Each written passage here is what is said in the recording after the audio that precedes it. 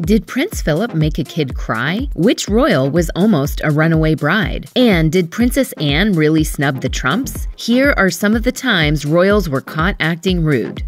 Prince Harry and Meghan Markle's wedding looked perfect, but as time went on, the public learned just how many contentious moments allegedly led up to their big day. For instance, the Daily Telegraph reported that Meghan had made Kate Middleton cry during a dress fitting ahead of the wedding. But as Meghan told Oprah Winfrey during her tell-all interview, the reverse happened. It's clear that at the very least, there was a major culture clash when Meghan joined the royal family. And if you go back and rewatch the wedding, you might see evidence of it in some royals' facial expressions, while a Black American pastor gave an impassioned 13-minute-long sermon about the power of love. As Bishop Michael Curry spoke, everyone from Princess Beatrice to Kate Middleton appeared to react, with some seemingly giggling at his speech. Zara Tindall, Queen Elizabeth II's niece, appeared to be one of the most visibly miffed by the speech. However, the pregnant royal told The Telegraph, "I was uncomfortable. My bum sort of slid over either side and Lena kicked the hell out of me for an hour." Most people know it's impolite to giggle or smirk during a sermon, unless the pastor is trying to be funny. But the royals aren't most people. Nowadays, Prince Andrew is known as an associate of the late sex offender Jeffrey Epstein. But there was a time when palace PR pros and the British media managed to present the prince as a lovable playboy. His nickname was Randy Andy, and in the book Andrew, the Playboy Prince, royal biographer Andrew Morton asserted that girls fainted at the sight of him. Now that the prince's alleged wrongdoings are public, though, people have been remembering other unsavory moments. Nigel Cawthorne alleged in his book, Prince Andrew, Epstein, Maxwell, and the Palace, that Andrew was a bully at school, as well as, quote, boastful and big-headed. In March 2021, rumors also began swirling that he was at risk of being accused of bullying aides in the wake of an investigation into Meghan Markle's alleged mistreatment of palace staff. As a source told the Daily Mail, people were shouted at regularly by the Duke of York, and there would be crying in the corridors. When Princess Anne was seen shrugging in the presence of Donald Trump, people assumed she was snubbing the then president. But Valentine Lowe, a journalist at the Times, cleared it up, tweeting, "No, she didn't snub the Trumps." However, a 2004 documentary called The Real Princess Anne aired on the UK's Channel 4 and apparently shed light on her real personality. The documentary revealed Princess Anne was regarded in her youth as being rather surly and impolite. She's been accused of being rude, sulky, and difficult. Perhaps the cruelest example of Anne's crankiness is the time a fan presented her with a bouquet of flowers and allegedly got mockery in return. 75-year-old Iris Halfpenny reportedly gave Anne flowers, telling the princess that she'd arranged them herself. As for Anne's response, the princess reportedly replied, "What a ridiculous thing to do." Princess Margaret is known in some circles as somewhat of a royal rebel. Her booze and cigarette-soaked morning routine is the stuff of legend. But some say her rebellious nature also resulted in some rudeness. In the Channel 5 documentary Princess Margaret, Rebel Without a Crown, royal expert Jenny Bond said, "She was fantastically grand, fantastically snobbish, and she did tarnish the reputation of the royal family by her lifestyle, by her broken marriages, by bringing divorce into the fold." According to Theo Aronson's book, Princess Margaret, someone who knew the princess said, "I have been at the same house parties as her, and her arrogance, her petulance, her rudeness, and her plain bad manners were awful." Margaret's good friend, Lady Anne Glenconner, wrote in her book, Lady in Waiting, My Extraordinary Life in the Shadow of the Crown, recalled Margaret seeing a woman feeding squirrels in the park. Per Glenconner, she marched up and started whacking them with an umbrella.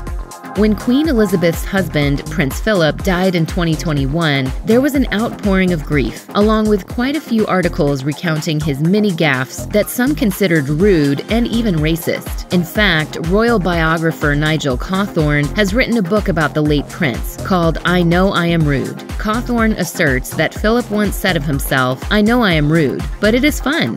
Still, the people on the receiving end of his remarks might not have had the best time. Per The Guardian, he reportedly once asked a businessman of Aboriginal descent in Australia, "Do you still throw spears at each other?" And in 2015, he was caught on camera yelling obscenities at a photographer. Plus, according to the Irish Examiner, he allegedly once told a 13-year-old kid during a school visit, "You're too fat to be an astronaut." Of the prince, The Independent opined, "He will be remembered not only as the longest-serving consort, but perhaps also as the most gaffe-prone one."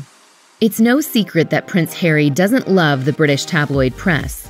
We all know what the British press can be like, and it was destroying my mental health. I was like, this is toxic.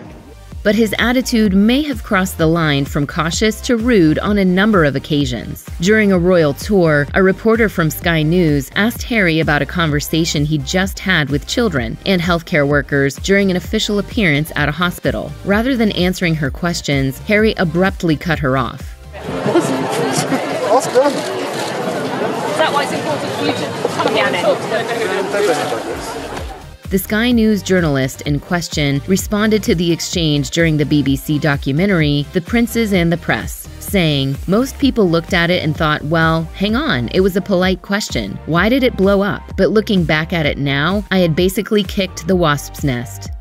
Princess Michael of Kent, who's married to the Queen's cousin, Prince Michael of Kent, made headlines in December 2017 when she wore a blackamoor brooch to a Christmas lunch where Meghan Markle would be in attendance. Pieces of blackamoor art or jewelry are recognized as being insensitive, racist, and outdated depictions of black people. Needless to say, wearing the brooch at all is a questionable choice. Royal correspondent Charlie Proctor tweeted, "Princess Michael of Kent appears to have officially turned into a parody of herself as she attends the Queen's Christmas party wearing a blackamoor brooch." Princess Michael was already alleged to be a racist before the brooch incident, after reportedly making racially charged comments to people of color while in a restaurant. According to The Guardian, she also allegedly insisted she couldn't be racist during an ITV1 interview because she once dyed her hair and pretended to be biracial. A spokesperson apologized to TMZ on behalf of Princess Michael of Kent for her offensive choice of accessory, but clearly the damage to her reputation was done years before the brooch incident.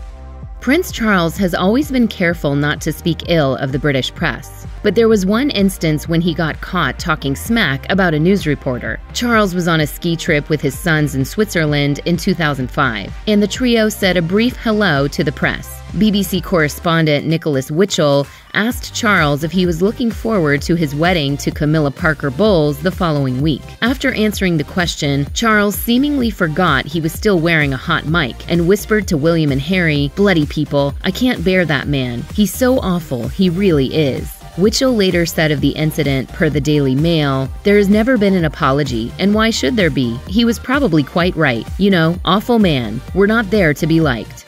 Prince Harry and Meghan Markle announced they'd be stepping back as senior members of the royal family in early 2020. Speculation of a feud between the couple and Prince William and Kate Middleton abounded. No matter what the status of the former Fab Four is now, there seem to be frosty feelings on display at the Commonwealth Day service in Westminster Abbey in 2020. Harry and Meghan were only in London for a few days after having decamped to Canada, and the service coincided with the end of their royal duties. Footage of the event shows Meghan and Harry smiling at William and Kate as they take their own seats. But it looks like William and Kate refused to even make eye contact with the couple. The book Finding Freedom, Meghan and Harry and the Making of a Modern Royal Family reported that the snub was done on purpose, revealing, although Meghan tried to make eye contact with Kate, the Duchess barely acknowledged her. But by August 2021, the two women seemed to be in a better place, with Us Weekly reporting that they'd been in contact with one another. To say Prince Charles and Camilla Parker Bowles' relationship was controversial would be an understatement. The Prince of Wales even publicly admitted he cheated on Princess Diana during a television interview.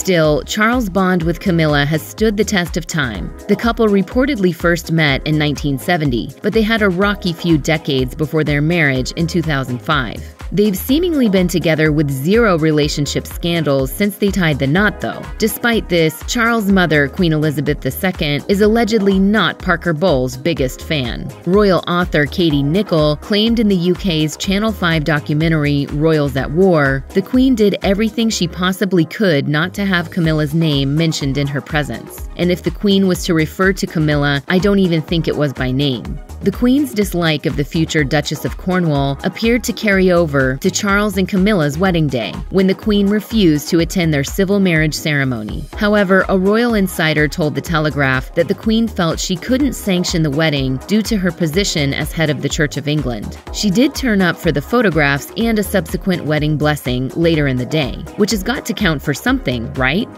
South African athlete Charlene Wittstock's marriage to Prince Albert of Monaco has often been in the news cycle. In fact, gossip columns lit up with reports that she tried not once, not twice, but 3 times to leave the country and escape her wedding. French newspapers reported that Wittstock's passport was taken at least twice. The papers speculated that her alleged distress came from discovering that her fiancé, Prince Albert of Monaco, had previously fathered 3 children out of wedlock instead of the previously reported 2 kids. A palace official denied the runaway bride narrative, however, and the 2011 wedding did proceed as planned. Charlene cried during the ceremony, and she later told Times Weekend magazine, "Everything was just so overwhelming, and there were all the mixed emotions because of the rumors, and obviously the tension built up, and I burst into tears." Later, a source would tell the Daily Beast that they witnessed Charlene sobbing during lunch at the palace in Monaco. The insider recalled, Albert didn't acknowledge his wife was crying at all. In 2021, people reported that Charlene spent 6 months in South Africa, then returned to Monaco where she underwent treatment at an undisclosed facility. Prince Albert stated, "I'm probably going to say this several times, but this has nothing to do with our relationship. I want to make that very clear." He went on to explain that Charlene was suffering from exhaustion, but the world will never forget the bride's tears.